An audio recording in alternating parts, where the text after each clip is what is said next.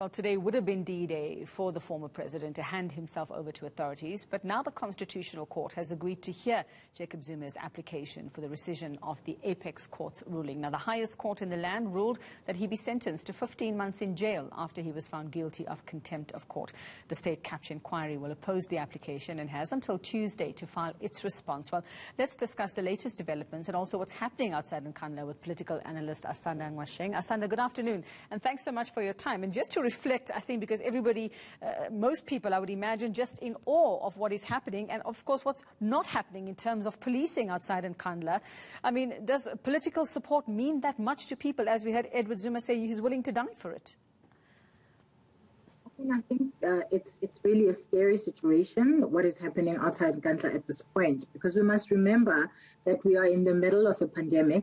And the government just the other day laid down the law saying no more than 50 people are allowed to gather and only for a funeral.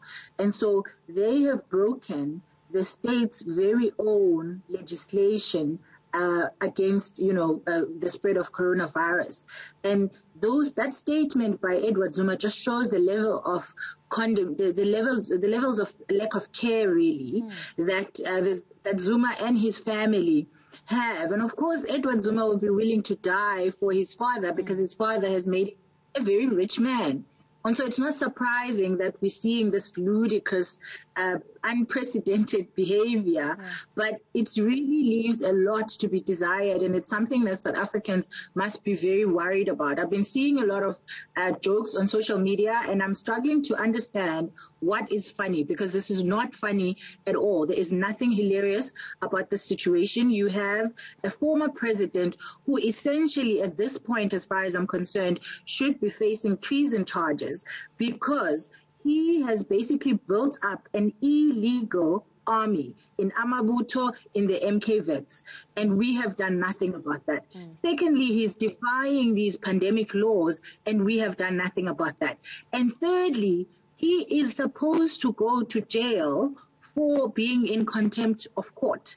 And now he's being in contempt of the very laws that have been handed down by this government. And so I think that it's time that the ANC stops playing around. I think it's time that the government of South Africa really steps up, and the judiciary of South Africa really steps up, because this has gone beyond, Jacob Zuma and his usual antics, and is really a scary situation. If you think about the fact that in 1992, in 1994, we almost did not have the end of apartheid. We almost did not have a government of national unity because KZN was threatening to erupt. And Jacob Zuma is playing with fire. He is really triggering a lot of people who were victims of violence. The largest scale of black-on-black violence that was seen in the early 90s came out of KZN. And this man is revoking those images. He is revoking the power of the threat, and it is not okay. We should not, as a country, under any circumstances, we should be condemning this with the highest levels of sanction possible. Well, Asanda, one would also, we've been asking the question for the past couple of days as to where are the police, what is going on, and what do you actually think is going on? What is the lack of will there on the side of authorities? We even have senior ANC members who've been inside Nkandla talking to the former president, not doing a thing about the hundreds of people who are out there putting their lives at risk. So what's the politics at play here? What do you think is happening? I think that we have a problem with an ANC that is at war, and now that war has spilled over to South Africa and is putting our literal country at stake. The peace and stability that many people worked so hard for and have continued to work so hard for since the early 90s is under threat. And to have senior members of the ANC posting the kind of messages that we've seen. I don't know if you saw the picture of Tony Ngeni and many others that have been posting in support of Jacob Zuma, posting with guns. What is this telling us about the state of the party that has been given power by the people through the vote? The ANC is not South Africa. And I think that it's time that as South Africans, we condemn this behavior in the highest possible terms, because what is happening right now is going to have an effect on us. Our economy is at junk status already. Yeah. So, we're really in trouble already with the economy. We have a pandemic that we are dealing with. People are facing hunger. People have lost jobs. And on top of that, we have the threat of political stability.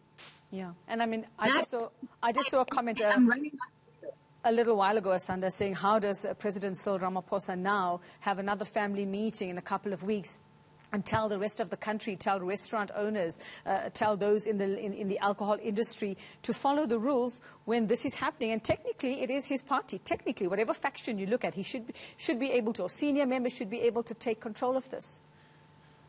This is exactly the problem, that you have a former president, which means one of the highest offices possible, who has defied the law by refusing to go to Zondo, by refusing to, accede to what the Constitutional Court has said. And when he is, when there are attempts to hold him accountable, he is now again finding ways to refuse. And we keep doing nothing because we are not seemingly aware of the fact that people look to leadership. And so why should any South African pay any taxes? Why should any South African follow any rule that the country has put down when the very rule of law has been threatened by one man? And we have done absolutely nothing. And I think that we're going to see a lot of people defying these pandemic rules, and it's going to be difficult. To hold those people account, because we can't hold account one of the people. We actually pay Jacob Zuma. I don't even understand why we're not having conversations right now about why we should continue to give him his benefits, because what he has done is it's treasonous as far as I'm concerned. And I don't think that as a country we should be able to pay our hard-earned tax money to a man who has shown us time and time again that he actually doesn't care about this country, and he doesn't care about the people who have to live under these conditions that he has created. Because remember, Jacob Zuma, part of the reason why we're at junk status is because he reigned over South Africa for 10 years. And he made sure that there was widespread state capture.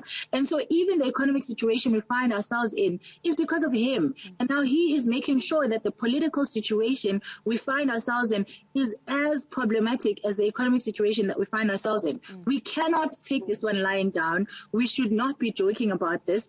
This is as big a threat to our democracy as we can find, because democracy is only as good as it is lived. If we are not living the principles of democracy, then there is no democracy in this country. And right now we are under threat of the very social contract that South Africans signed with the government when they placed it into power. And we may be found wanting, and we may be found failing, because if Jacob Zuma can say thanks but no thanks to the Constitutional Court, then how can we expect the man on the ground to do anything that has to do with abiding by the law? And that's the other thing, Asanda. I mean, just yesterday, this time, we thought that the man was out of options. We thought that, this is it for him and this is what we're going to see happen. But he's managed to pull another trick out of his hat. He's managed to get the Constitutional Court to give him another hearing. What do you read into that? A sign of weakness or doubt when it comes to the highest court in the land? I think I see it as a sad sign of weakness, because I don't think that we are at a point where the highest court of the land should be getting convinced by a man who has shown us time again that he does really have contempt. I mean, if you were not sure if Jacob Zuma has contempt for the law of this country, the events of this weekend should be giving you a very clear picture of where he stands on the law of the country.